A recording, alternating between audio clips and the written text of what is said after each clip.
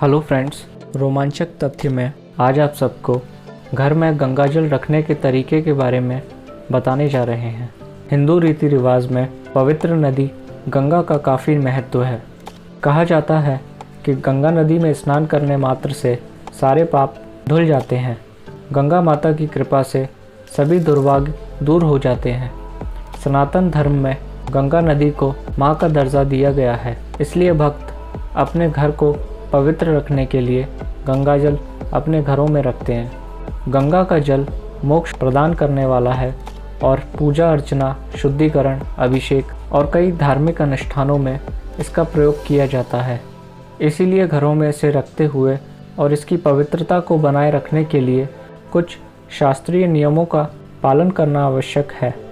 गंगाजल को भूलकर भी प्लास्टिक की बोतल या प्लास्टिक के डिब्बे में नहीं रखना चाहिए। प्लास्टिक में रखा गंगाजल पूजा के लिए अशुद्ध माना जाता है, इसलिए जहाँ तक हो सके इसे चांदी के पात्र में ही रखें। अगर ऐसा करना संभव ना हो तो तांबे या पीतल के बर्तन में रख सकते हैं, लेकिन प्लास्टिक में रखा गंगाजल आपके किसी भी कार्य की शुद्धता के लिए प्रयोग नहीं किया जा सकता और ना ही आपकी कोई मनोकामना पूर्ण कर सकता है। घर में जहाँ गंगाजल रखा जाता है वहाँ साफ सफाई का बहुत ध्यान रखना चाहिए। गंगाजल पूजनीय होता है, जिसकी वजह से इसके आसपास पवित्रता बनाए रखनी चाहिए। जिस कमरे में भी आप गंगाजल रखते हैं वहाँ मांस मदिरा का सेवन बिल्कुल भी न करें। ऐसा करना आपके लिए दुर्भाग्य को बुलावा देने के समान होता है। इससे ग्रह दोष तो लगता ही है और साथ में आप पाप के भागीदार भी बनते हैं।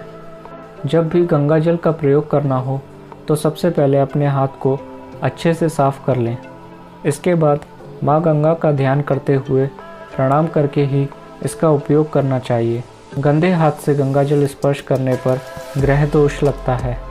गंगाजल को कभी भी ऐसे स्थान पर नहीं रखना चाहिए जहाँ अंधेरा हो। घर की बुरी शक्तियाँ, नज़र दोष और नकारात्मक ऊर्जा से बचाए रखने के लिए हर दिन घर के चारों ओर गंगाजल का छिड़काव अवश्य करें। गंगाजल को रखने के लिए सबसे शुद्ध स्थान घर का मंदिर माना गया है और मंदिर में गंगाजल ईशान कोण में रखें। यह दिशा धार्मिक कार्यों के लिए सर्वोत्तम मानी जाती है।